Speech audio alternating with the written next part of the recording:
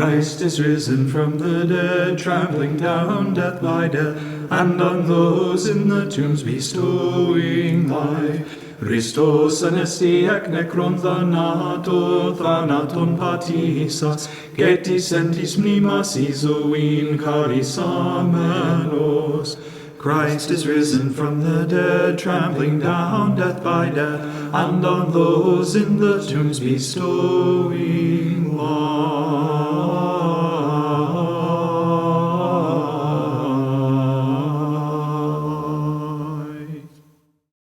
I was sharing with one of my visitors, a Roman Catholic priest, in fact, that my original draw to monasticism was to its solitude.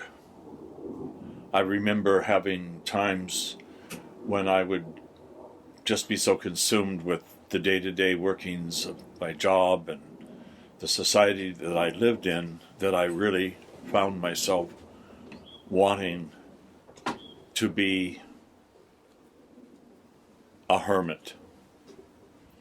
And of course, when one goes through the novitiate, it's not with the idea that, well, I'm going to be a hermit when the novitiate is over with. That's not the way it works. And in fact, once you are tantred, which is usually after 3 years of novitiate, it's your spiritual father or your abbot that tells you what you're going to do.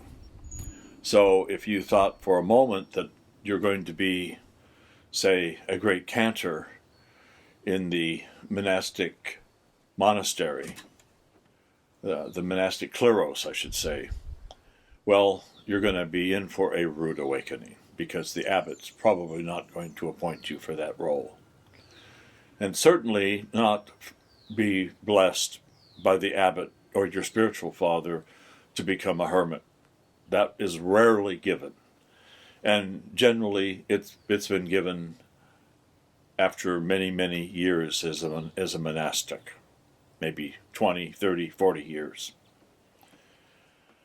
So I've been a monastic for over 40 years now, and I can tell you that there are times when, because of the sheer number of visitors that we get here to the monastery, that I think, oh, if I only had a little hermitage that I could flee to and be alone and contemplate the Lord in silence before my icons. And but that's not what God has given me. There are times when I have come out of my cabin and walked over to the trapeza to find maybe 20, 30 people there, all of them evidently wanting to talk with me. And I'm thinking, I can't even see myself wanting to talk to one person, let alone 20. And I feel kind of like I want to run. I want to run away. But I have been a monk long enough to know that what's really good for my soul is what God gives to me. Sometimes there's great suffering, like St. Nectarius of Pentapolis.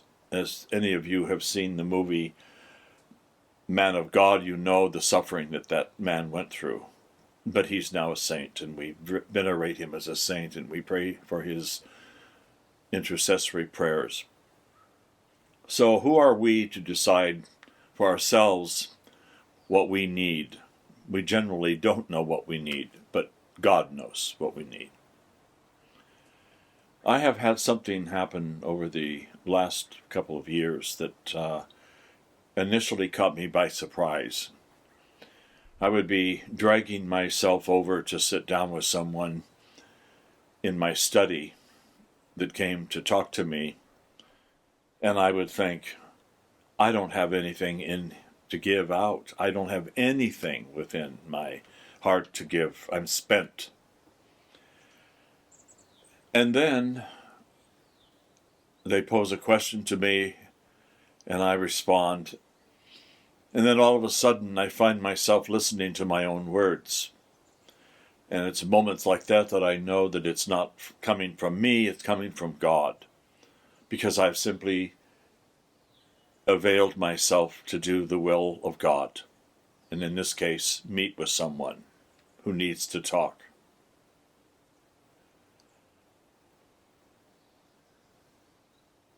I remember one time I was in a restaurant, and I noticed there was an old woman sitting having breakfast alone, and there was a certain sadness on her face.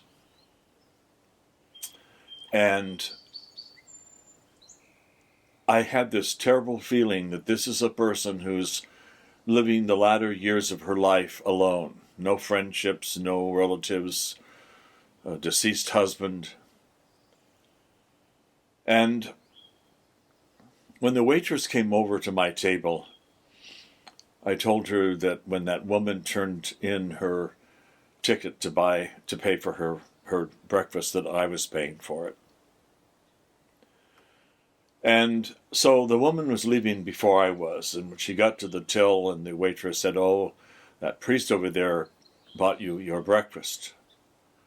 And she turned away from the door and she looked right at me, and with a great deal of emotion in her voice, she said, "Oh, thank you. This is the first time anyone has bought a meal for me in as long as I can remember." And I remember thinking, if I had been allowing myself to be hard-hearted and not wanting to be bothered and not wanting to take the chance that if I bought her breakfast, she might want to come and sit with me. I didn't do any of that because I felt God prodding me to do this for this woman. There's not a day that passes that we each don't have an opportunity similar to that. And sometimes all it means is that we are opening our eyes and observing those who surround us to see if that's the case. It's not like having to go out and search the blocks to try to find somebody in need, but rather to be aware of those who are around you, and then when God is prodding you to help them, do it. And then in doing so, I really do believe that many sins will be overlooked. Many of my own sins will be overlooked. Because the Lord's words about, "I was naked and you clothed me. I was in prison and you visited me," are going to be heard as we stand before the gates of paradise.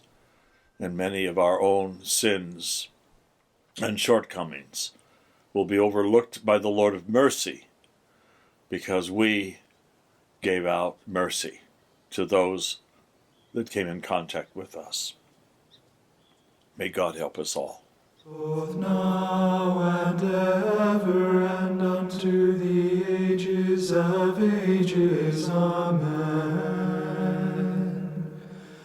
Only begotten Son and immortal Word of God,